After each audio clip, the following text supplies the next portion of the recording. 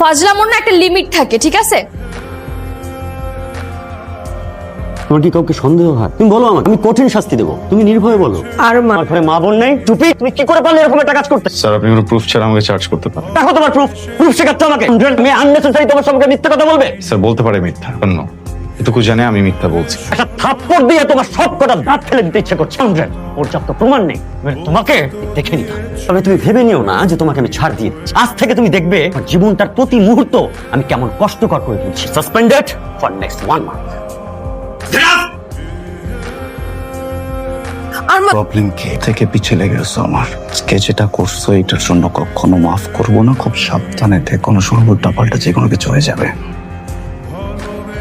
ও তোমাকে কি বলে গেল? আমাকে থ্রেট দিয়ে গেছে, বলছে উল্টাপাল্টা কিছু করবে। এইভাবে ভেঙে পড়ে চলে? এখন সময় হচ্ছে এটা উচিত শিক্ষা দেওয়ার। আমার প্রবলেম সেটা না যে ওকে কি করতে হবে কি করতে হবে না। আমারও অবাক লাগে একটা ছেলে এত নোংরা কিভাবে হইতে পারে, তারপর ওনাকে একটি স্টুডেন্ট। আমি কালই তোর ইউনিভার্সিটিতে যাব, সে একটা চড় মারবো।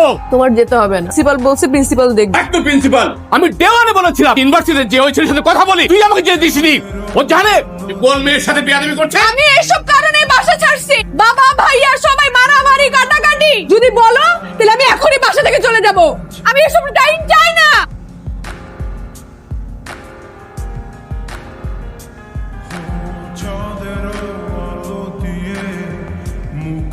মালটা সব সময় পিস পিস করে তাকায় থাকে, ভাবেই সুযোগ পাইতেছি না নাকি করব।